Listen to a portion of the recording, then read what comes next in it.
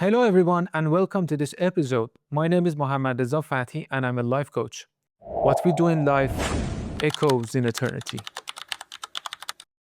In this video, we are going to discuss facing pain and grief. Let me ask you something simple. Have you ever felt tired, but not physically, on the inside? You wake up, the day starts like any other day. Nothing dramatic usually happens in our life. There is no major crisis, no breaking news, but there is a weight.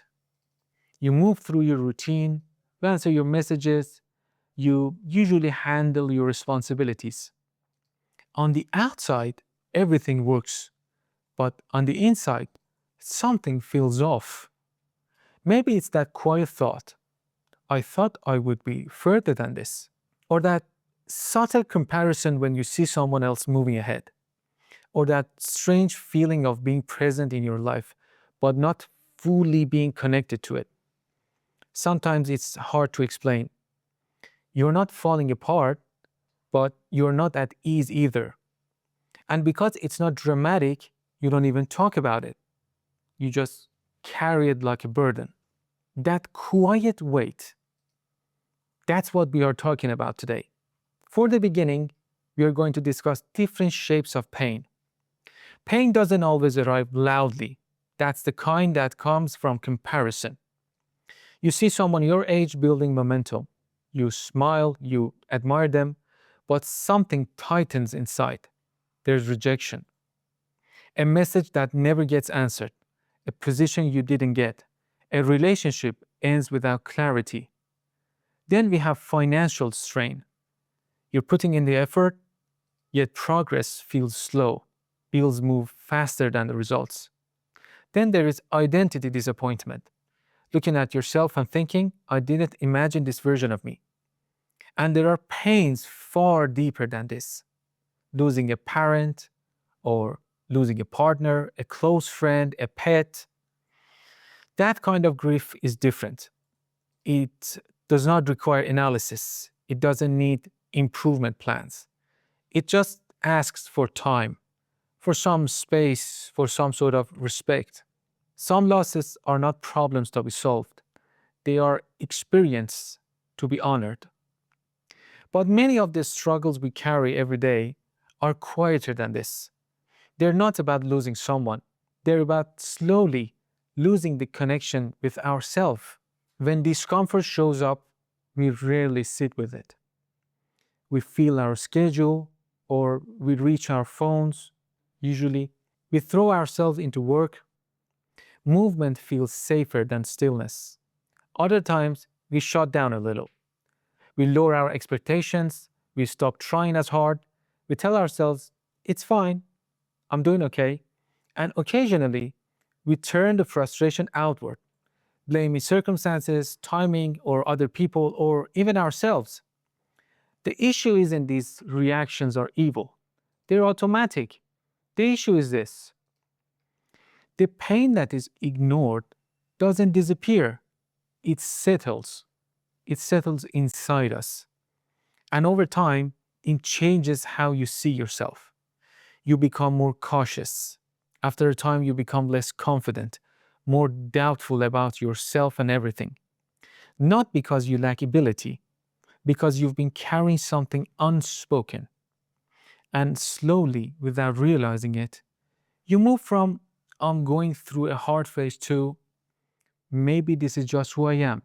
These are two entirely different perspectives. This shift is subtle but powerful. A while ago, someone came to work with me. From the outside, his life looked very, very good, very stable. Steady job, predictable routine, no obvious crisis. But during just one session, he said something very honest. I don't feel proud of myself anymore. That sentence carries weight, a heavy burden. Nothing had collapsed. He wasn't even failing at anything. Publicly, he was even admired. Yet internally, he felt distant from the person he was going to become. Over the years, he had chosen safety repeatedly. He turned out ideas, he postponed risks, he ignored certain instincts. Each single decision made sense at that time, but together combined, they created that distance. The discomfort he felt wasn't dramatic sadness, it was quiet regret. We didn't chase motivation, we slowed the process down, clarified what actually mattered to him, mapped out his decisions, and created structure around small, consistent actions. Gradually, something shifted. The heaviness didn't vanish overnight, but it stopped being confusion. It became direction. That's a very different feeling. For the beginning, we are going to learn to separate experience from identity. There is a crucial difference between I feel pain and I am broken. Pain is a temporary experience, but being broken is a permanent identity.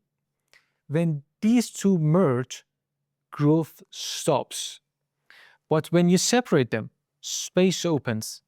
You can say, I feel behind right now. I feel lost. I feel disappointed. These are states, but these are not definitions. That distinction, that subtle distinction, protects your core. And when your core remains intact, change becomes possible. Now, let's learn how to face pain without drama. Have you ever questioned what does facing pain actually looks like? What is the technique? How can I learn the art? It doesn't mean sitting in darkness for hours. It starts with honesty. Instead of asking, how do I get rid of this? Ask this. What is this pointing toward? Discomfort often highlights misalignment. Maybe you've outgrown a role. Maybe you've ignored a need. Or maybe, perhaps, you compromise too often. Without reflection, pain feels chaotic. But with structure, it becomes information. Writing helps, clear thinking helps, and also accountability helps. Not because they magically remove emotion, because they give it direction, and direction reduces confusion. And for the final part of our video, pain will return at different points in life. That's not pessimism, it's reality. Some experiences require patience and gentleness. Others demand adjustment and courage. What matters is this: don't let discomfort silently define you. When that quiet heaviness appears again, pause before escaping it. Name it. Understand where it comes from. If it's deep grief, give it respect. If it's misalignment, listen carefully. Because discomfort is not a proof that you're failing. Often, it's a signal that something inside you wants to grow. And if you learn to face it with clarity, it stops being an enemy. It becomes guidance. What we do in life echoes in eternity.